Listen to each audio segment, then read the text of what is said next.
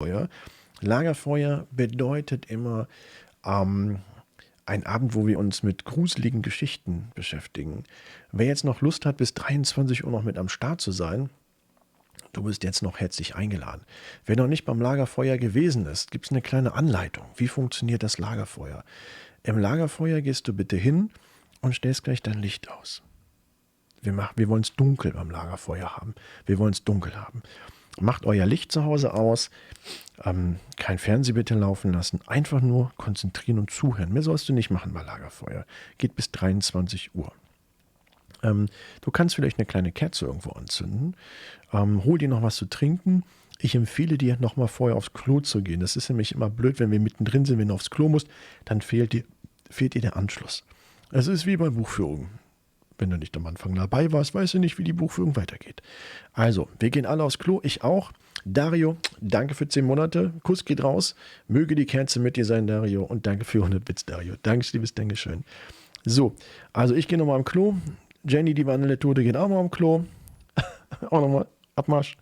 Die Mods gehen am Klo. Alle gehen kurz am Klo. Groß machen ist nicht. Ihr macht heute nur klein am Klo. Bei groß dauert zu lange. Also geht einfach nur kleines Geschäft verrichten. Holt euch was zu trinken. Duschen ist zu spät schon. Ich werde schon mal den creepy Background im Hintergrund so ein bisschen einblenden, dass wir schon mal so ein bisschen creepy Background Sound im Hintergrund haben. Ganz, ganz wichtig. Wo haben wir denn hier? Genau, den Teppich lassen wir mal laufen. Alle am Klo zu trinken holen, Licht ausmachen. Wir sehen uns in 3 Minuten, 4 Minuten wieder.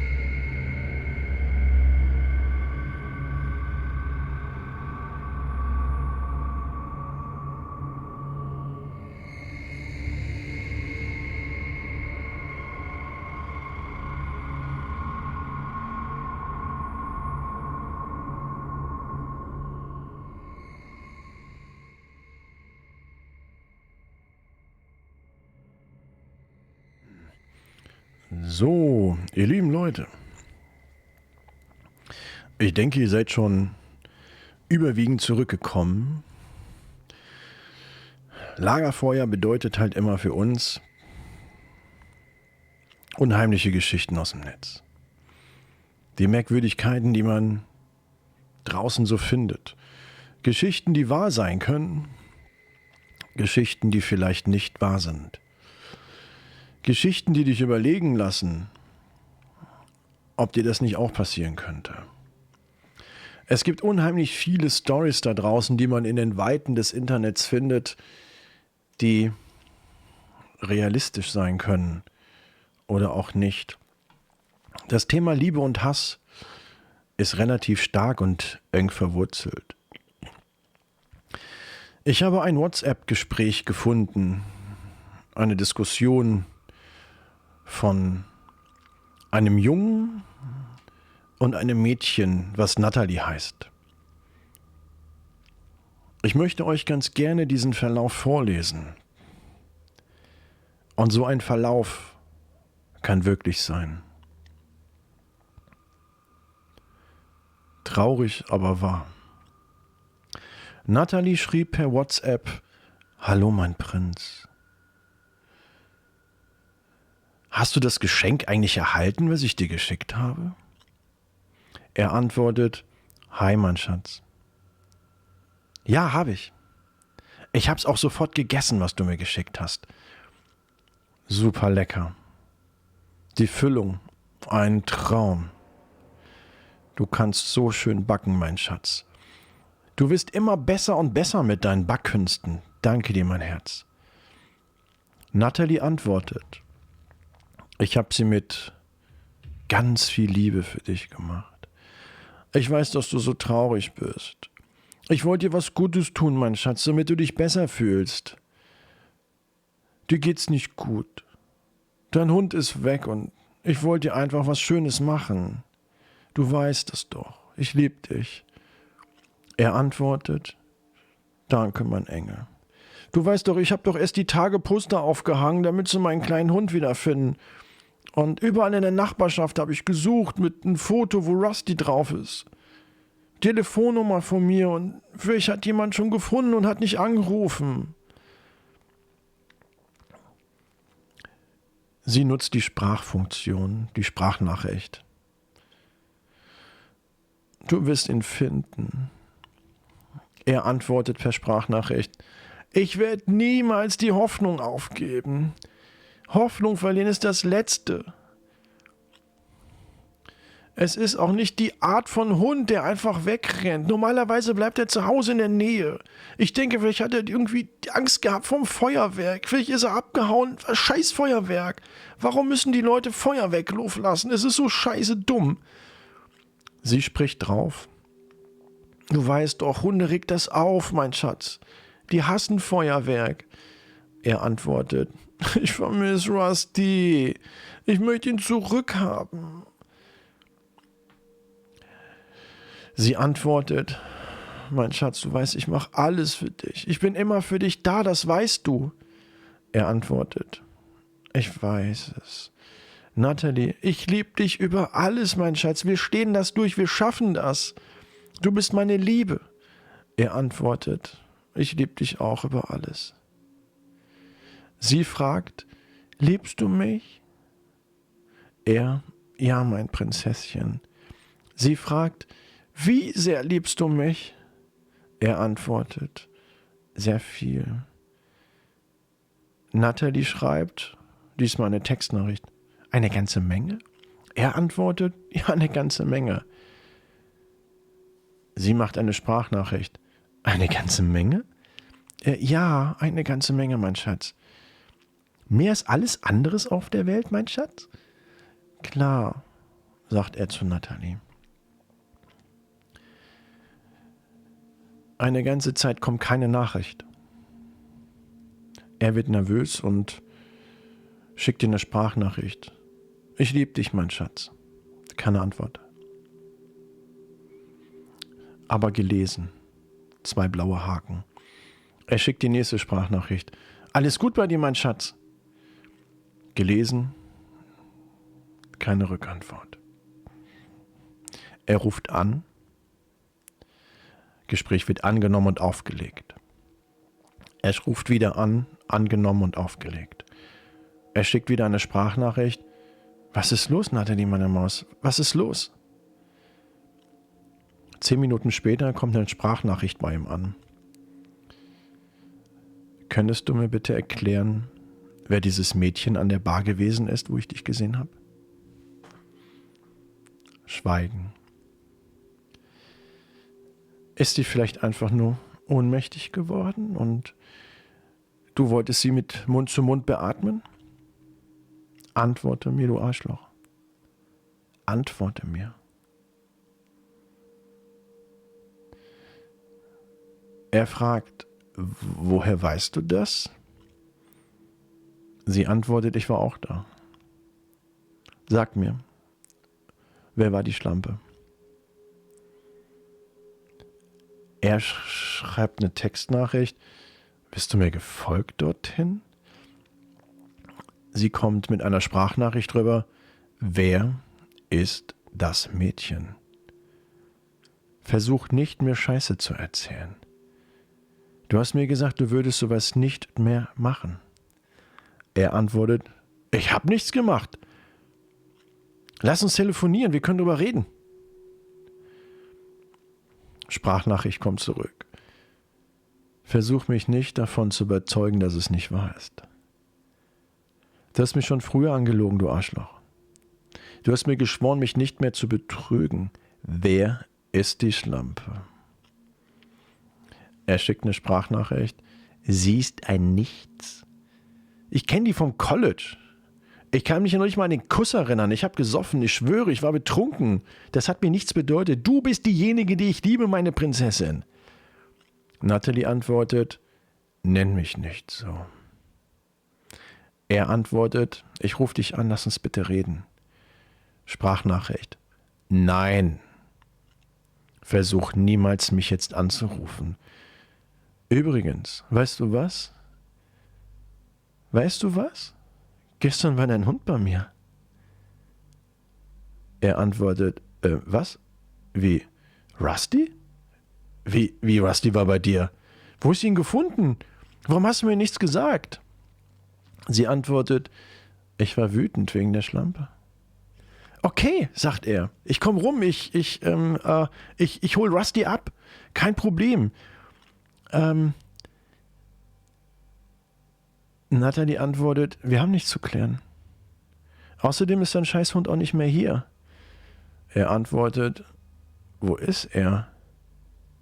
Du hast ihn doch schon. Er antwortet, was? Ja, du hast den.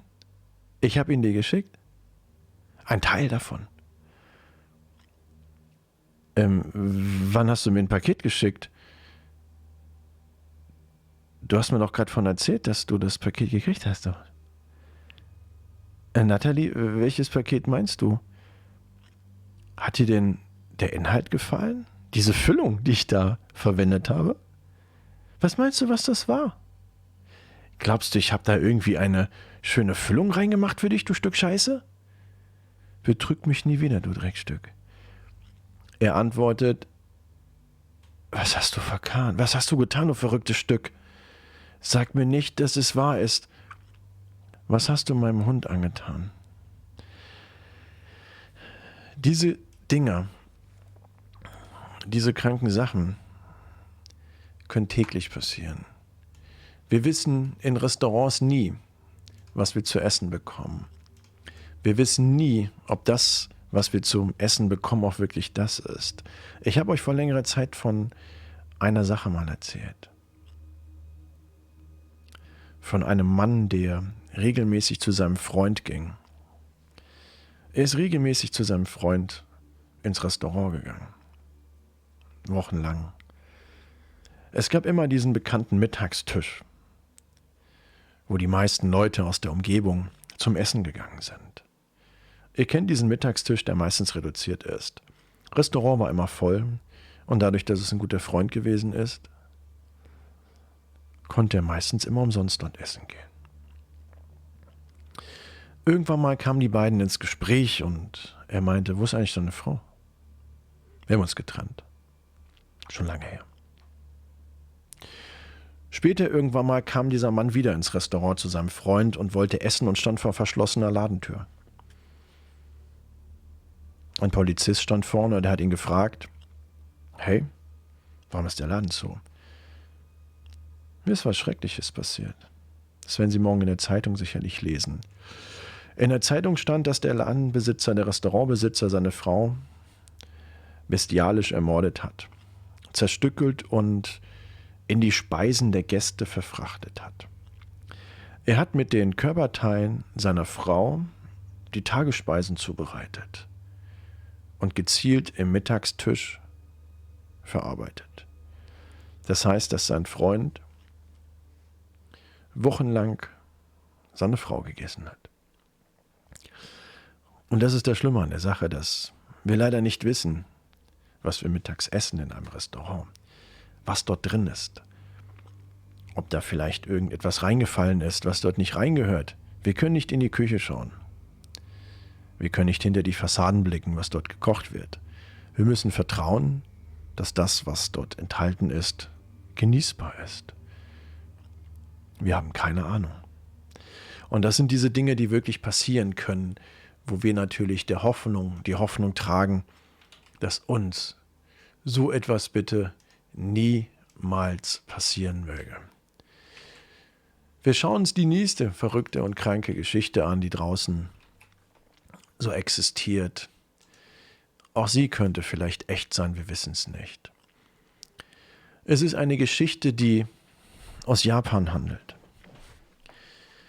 Vor ungefähr einer Woche hatte ich einen sehr gruseligen und beunruhigenden Traum. Ich habe in diesem Traum einen Brief bekommen. Als ich ihn geöffnet hatte damals im Traum, hatte ich überraschend festgestellt, dass es sich um eine Beerdigungseinladung handelte.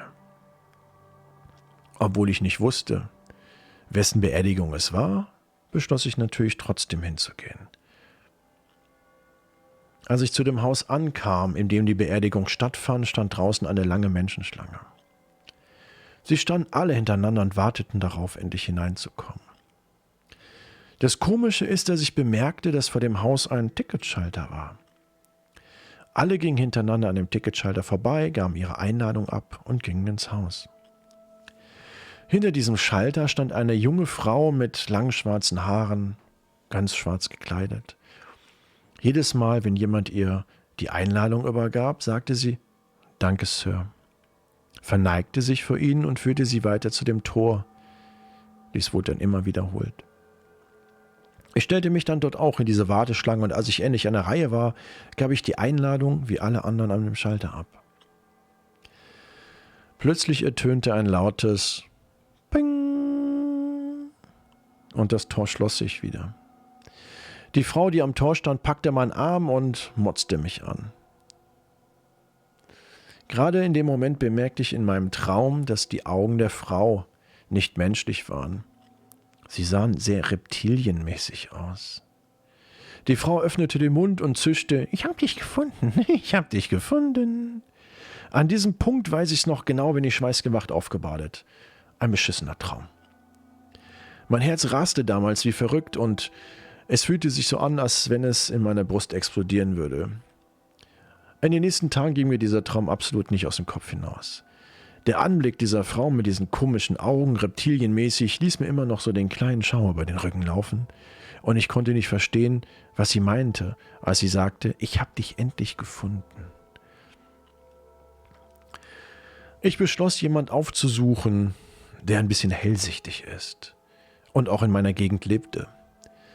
Ich wollte sehen, ob er mir etwas Licht in den Hintergrund bringen könnte und vielleicht die Bedeutung mir erklären könnte meines Traumes. Als ich in sein kleines Büröchlein reinging, was er gemietet hatte, hat er mich gebeten, Platz zu nehmen.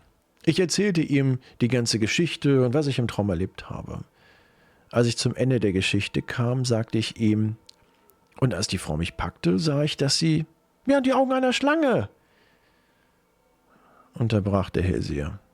Das stimmt. Woher wissen Sie das?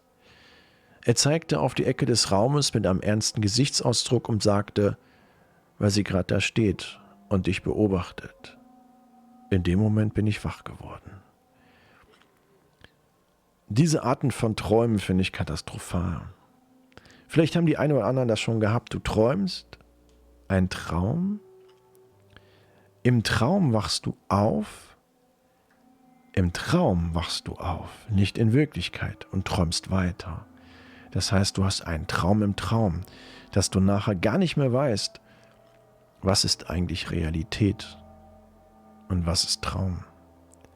Unsere Träume sind so krank und kaputt, dass unsere Psyche nicht verstehen kann, ob ich träume oder wach bin. Diese Person hatte einen Traum gehabt und träumte im Traum, dass sie wach wird und dieses dann untersuchen lässt. Und du weißt nicht, ob dies immer noch der Traum ist. Und das ist das Schlimme an dieser ganzen Sache. Du träumst etwas und hast keinen Überblick mehr in irgendeiner Weise über deine Realität. Und das ist das Schlimme. Die nächste Geschichte handelt von Papa. Ich weiß noch, als ich ein Schüler gewesen bin.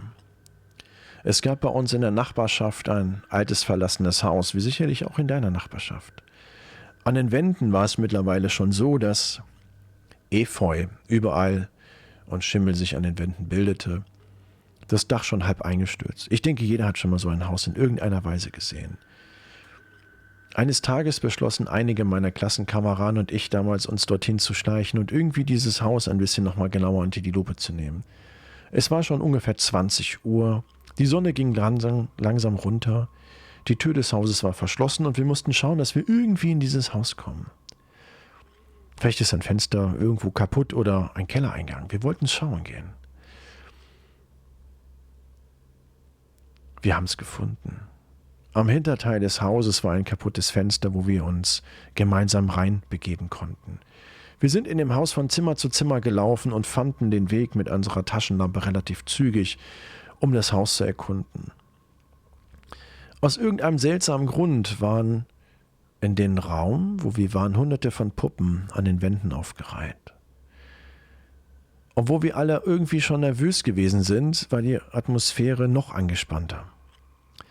Keiner von uns traute sich nur ein Wort zu sagen. Es herrschte eine Stille, die fast gespenstisch war. Wir sind in ein leerstehendes Haus eingedrungen. Ein Sturz gefährdet und wir empfinden totale Angst. Wir fanden einen Raum voller Puppen, die noch nicht so alt sind. Die meisten von meinen Kollegen hatten unheimlich Angst und wollten sofort wieder nach Hause. Aber ich habe sie überzeugt, dass wir doch bitte noch was länger bleiben, um alles noch weiter zu erkunden. Wir sind nur einmal hier. Wir kamen in einen kleinen Raum an der Vorderseite des Hauses an, der bis auf einen kleinen Tisch in der Mitte leer war. Als wir dort reingingen, hörten wir die Dielen unter unseren Füßen knarren und ächzen. Ich bemerkte, dass etwas auf dem Tisch lag. Als ich näher kam, sah ich, dass es ein Brief war und daneben eine alte Kassette. Der Brief lautete wie folgt: Danke, Papa. Als ich die Schrift sah, lief mir ein Gänsehautmoment über den Rücken und ich beschloss auch jetzt, dass es Zeit war, endlich zu gehen. Als wir aus dem Haus gekommen sind, konnte ich endlich aufatmen. Auf dem Heimweg unterhielt ich mich mit meinen Freunden, um einfach ein bisschen abzuschalten. Was war das? Fragte ich meine Freunde. Ich habe keine Ahnung, hat ein Kollege von mir damals gemurmelt. Ich weiß es nicht. Aber ich habe die Tonbandkassette mitgenommen. Neugierig natürlich sind wir und wollten wissen, was auf der Kassette ist. Wir haben die Kassette mit nach Hause genommen, haben es in einen Kassettenrekorder gepackt und haben auf Play gedrückt. Es war nichts als Stille. Wir saßen da, haben 10 Minuten gehört. 10 Minuten, verdammte 10 Minuten haben wir gehört. Es war einfach komplett still. Nichts. Wir wollten schon ausdenken. Wir wollten schon uns was ausdenken, was wir jetzt tun. Wir wollten das ausschalten. Wir wollten aufhören. Das Tonband lief weiter. Nach einer Feile fanden wir, dass wohl nichts drauf war. Also ließen wir es einfach spielen und fingen an, Comics zu lesen. Irgendwann haben wir vergessen, dass das Tonband weiterlief. Dann hörten wir plötzlich eine Frauenstimme aus dem Tonbandgerät. Und die Frauenstimme sagte: Danke, Papa, dass du mich getötet hast. Nun wussten wir auch, wo die Geräusche im Haus hergekommen sind. Wir waren zu viert im Haus und wir unterhielten uns und ich fragte, während wir im Haus waren, war einer in der obersten Etage? Wir alle verneinten. Niemand von uns ist in der obersten Etage gewesen. Denn jeder von uns hat die Schritte in der obersten Etage gehört. Nur dachten wir, dass wir es gewesen sind. Man hat Monate später das Haus abgerissen und man fand 3 Kinderleichen unter den Dielenboden, zusammengeschnürt mit Seilen und Mundknebeln. Wir hörten später die Tonbandkassette weiter und jedes Kind bedankte sich, dass es getötet wird. Die Frage, die sich bis heute stellt: Warum bedanken sich Kinder, getötet zu werden und freuen sich darauf, um dann geknebelt und verscharrt unter dem Dielenboden gesetzt zu werden? Ich finde es schrecklich. Das Problem ist, dass sowas Realität sein kann. Das ist das Schlimme. Ich mache kurz Tür auf.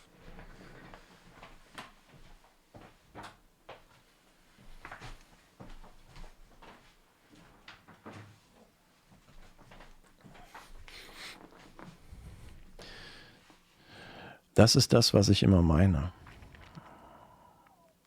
Wenn du irgendwo wohnst,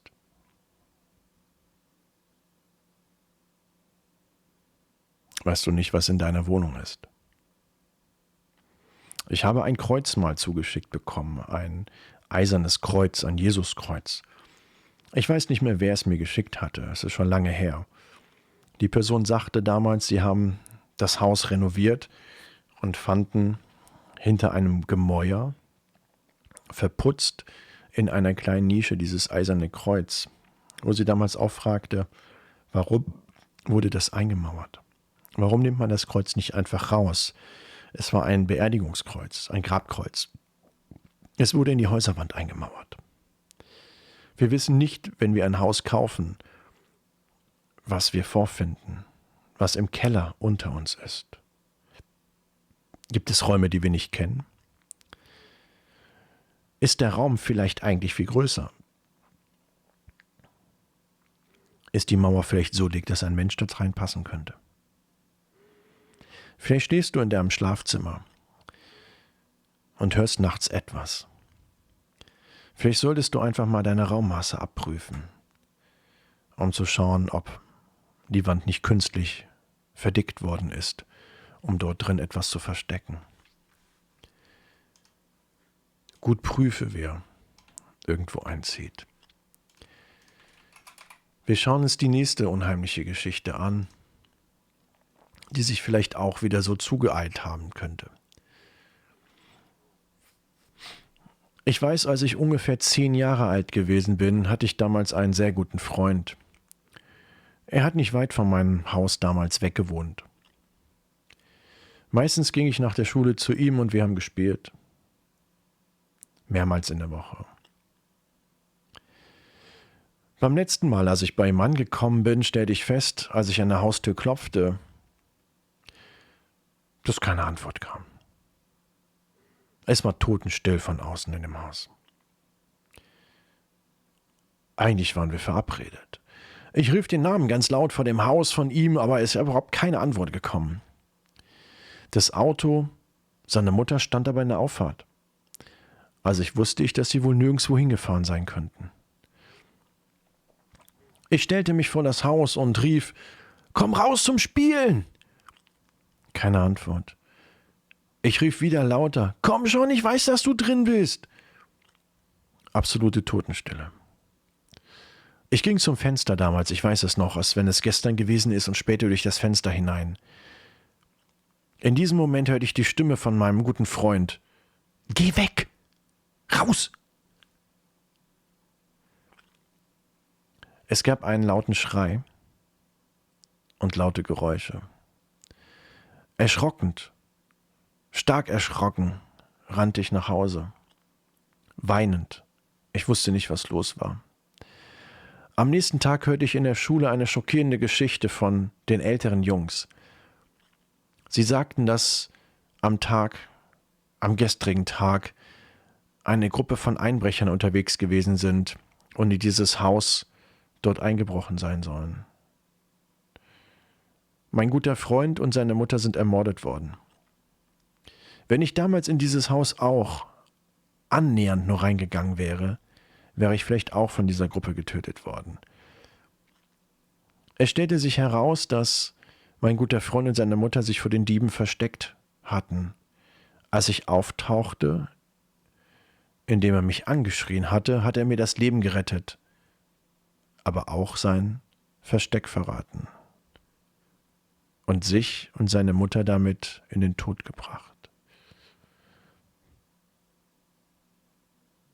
Eine Geschichte, wie sie sich echt zugetragen hat. Das ist traurig. Denn das kann wirklich passieren. Wie reagieren wir in den Situationen?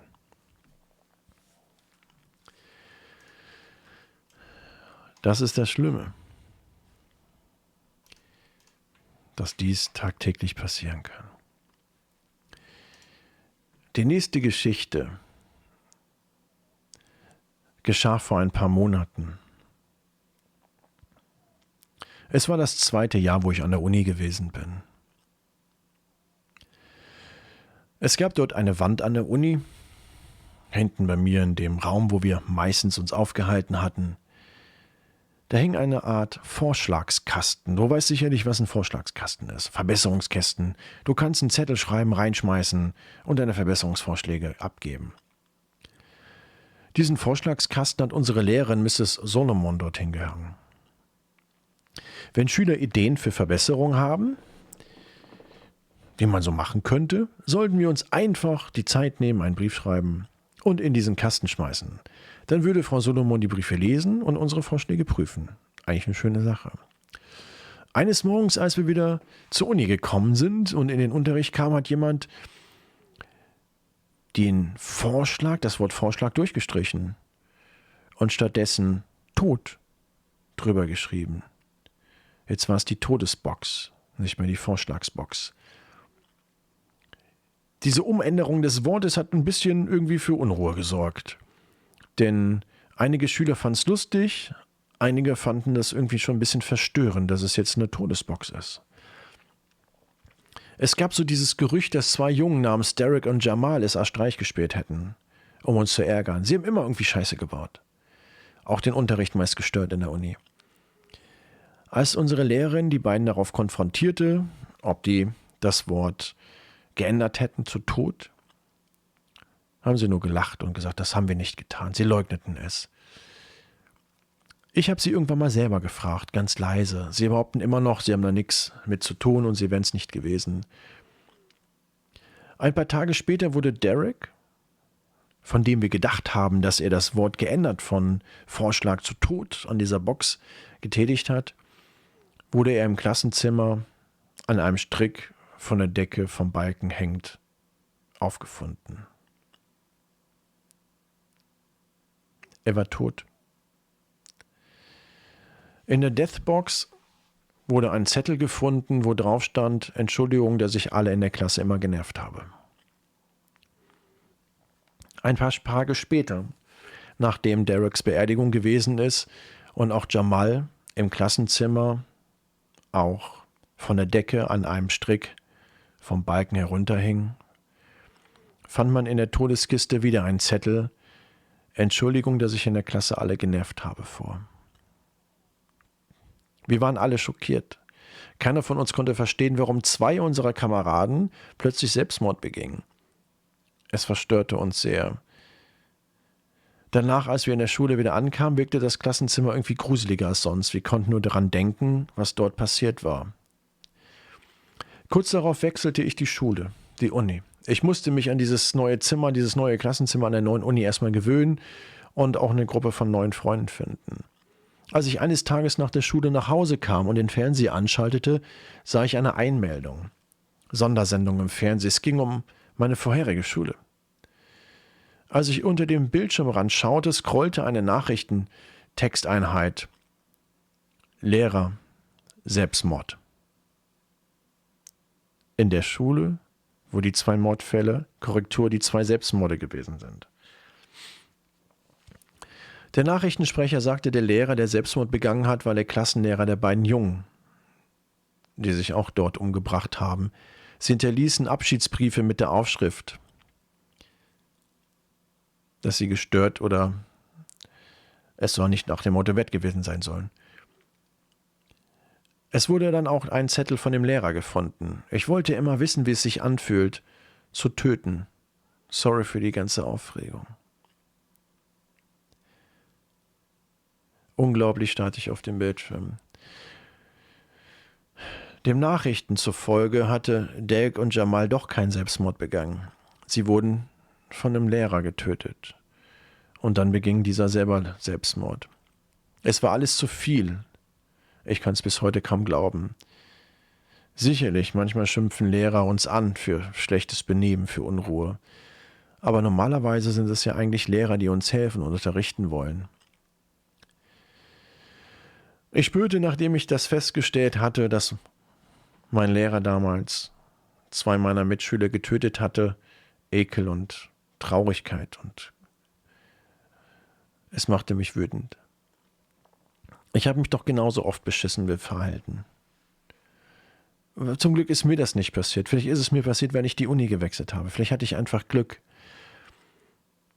Vielleicht wäre ich die Nächste gewesen. In diesem Moment hörte ich das Geräusch, was ich kannte. Der Briefkasten.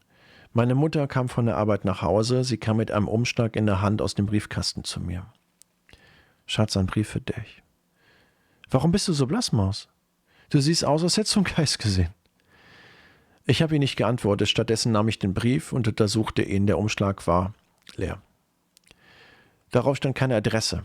Ich öffnete den Brief und fand darin einen Zettel, geschrieben in großen roten Buchstaben. Ich las: Glaube nicht, dass du entkommen kannst. Seitdem sind 15 Tage vergangen und ich habe immer noch Angst, einen Fuß vor meine Türe zu setzen. Ich glaube seitdem nicht, dass mein Klassenlehrer sich selbst umgebracht hat. Und auch nicht Derek und Jamal. Ich glaube, das, was mein Klassenlehrer umgebracht hat, möchte mich besuchen gehen.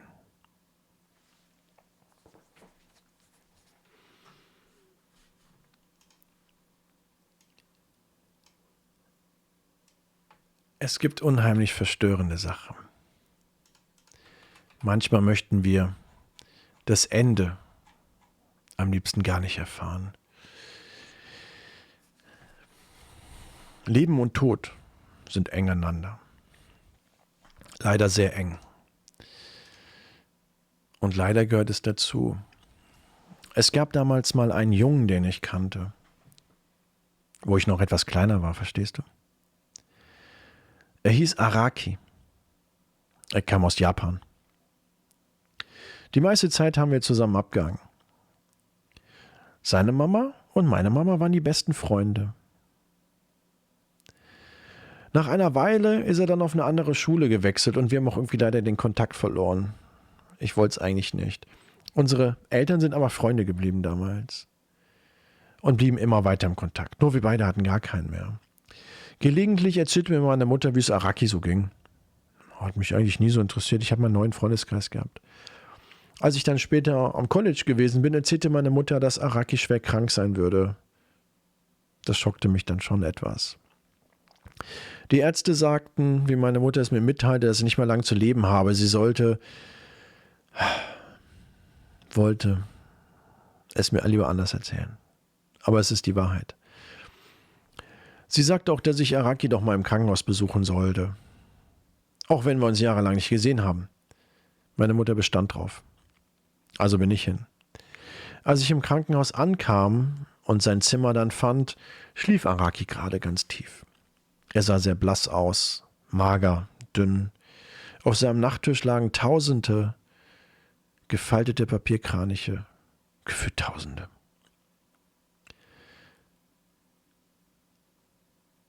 Bei ihnen lag auch eine Karte mit der Aufschrift von der ganzen Klasse. Ich habe keine Ahnung, wie viele Kraniche das waren. Die waren überall in diesem Raum. Aber die Klasse hat ihnen wohl dieses Geschenk gemacht. In Japan, musst du wissen, ist Origami sehr beliebt. Menschenfalten, Papierblätter in verschiedene Formen. Kraniche sind ein Symbol für Heilung. Es gibt eine berühmte japanische Legende, die besagt, wenn du 1000 Kraniche aus Papier faltest, wird dessen Wunsch erfüllt. Auch das ist schön, habe ich mir damals gedacht im Krankenhaus. Die Klasse hat wirklich 1000 Papierkraniche gefaltet, um ihm zu helfen, gesund zu werden. Voll schön. Das muss voll lang gedauert haben, bis die 1000 Kraniche fertig hatten. Die Kinder müssen ihn wirklich mögen in seiner Klasse. Die Papierkraniche wurden alle mit einer Schnur zusammengehalten. Als ich die Schnur aufhob, um sie zu bewundern, löste sich einer der Kraniche von dem Seil und fiel zu Boden. Scheiße. Ich wollte es nicht kaputt machen. Ich habe heimlich den Kranich einfach in meine Tasche gepackt. Bei 1000 fällt einer nicht auf. Araki musste irgendwie wohl mein Rascheln gehört haben. Er wachte auf. Wir machten ein bisschen Smalltalk und er sah glücklich aus und freute sich voll, mich zu sehen. Er war jedoch irgendwie schon müde und schien auch keine Kraft mehr groß zu haben. Nach ein paar Minuten konnte er die Augen auch nicht mehr länger aufhalten. Ich ging leise, ohne mich zu verabschieden. Als ich nach Hause kam, holte ich den Papierkranich aus meiner Tasche raus und schaute ihn an. Ich musste an Araki denken. Irgendwie sah es so aus, als wenn im Inneren etwas geschrieben stehen würde. Ich nahm den Kranich, faltete ihn langsam auseinander. Auf der Seite des Papiers stand in großen Buchstaben, es waren 3 Wörter: Sterben, sterben, sterben. Ich wusste nun, was seine Mitschüler ihn gewünscht haben. Sie wünschten ihm nicht die Gesundheit, sie wünschten ihm den Tod. Und wenn wir daran denken, was es heißt in Japan, wenn Menschen Papierkraniche basteln, 1000 Stück davon, und sie ihren Wunsch reinschreiben, wird dieser Wunsch erfüllt. Araki starb kurze Zeit später.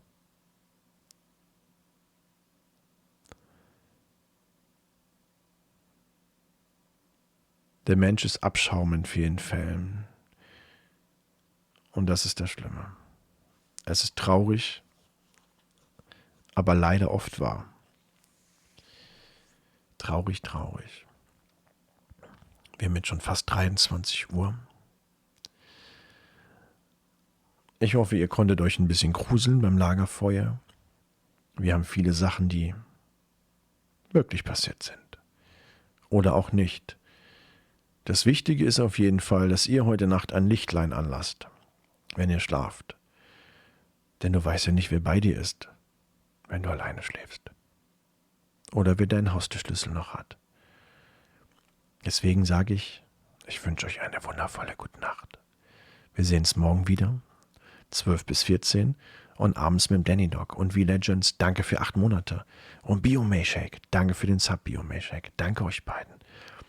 Morgen entweder von 12 bis 14 oder von 20 bis 23 plus. und morgen Abend mit Danny Dog im Doppelthemen. Schlaf gut. Danke für den coolen Tag. Angenehme Träume. Kuss geht raus. Ciao.